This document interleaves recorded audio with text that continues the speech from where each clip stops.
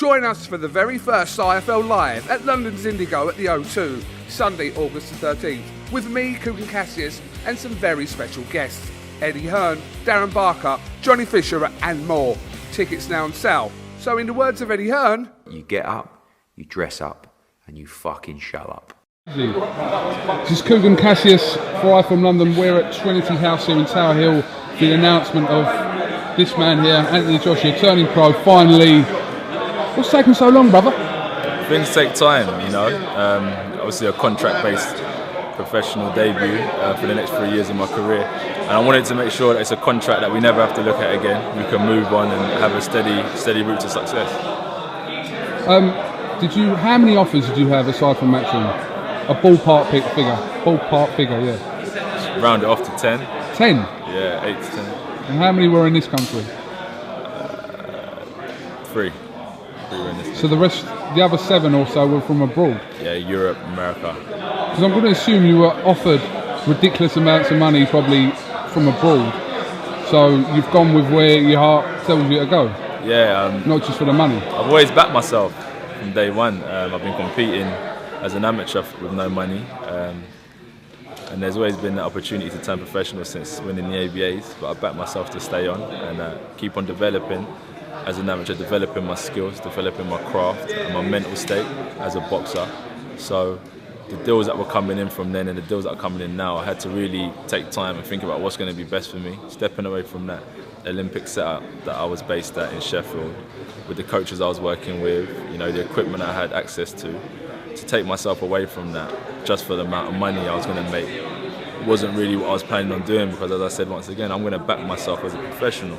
So I needed to make sure I've got something similar and I've got the same access as a professional that I had as an amateur in order to become successful.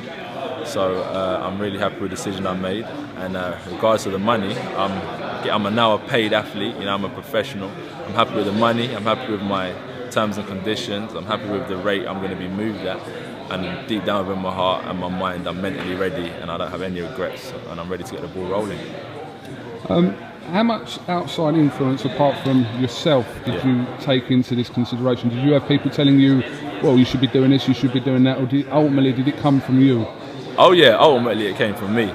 But don't get me wrong, you know, everyone in boxing's got an opinion, everyone in sport's got an opinion. So everyone that wanted to lend me a helping hand of advice, I took time to, I listened to, I sieved out the rubbish, I took the goodness.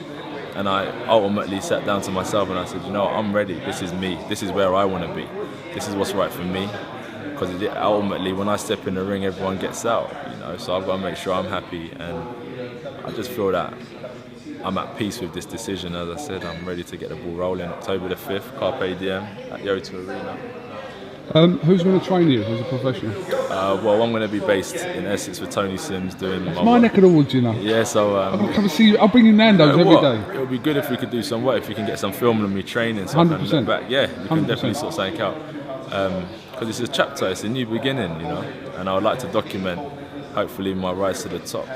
Yeah, listen, if you, when you're down there, I mean, I'm about 20 minutes from now. Yeah.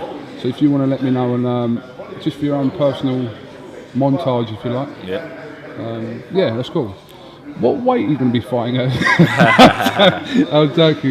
You're going to be a big guy in that weight division. I mean, you've been doing some sparring with Tyson Fury, I understand, as well. How's that been going for you? Nah, not recently. I sparred Tyson. Oh, it was a while ago? A long while ago, yeah. And he's really developed now as a boxer. How long ago was it? Because where are we now? I reckon it was about 4 or 5 years ago.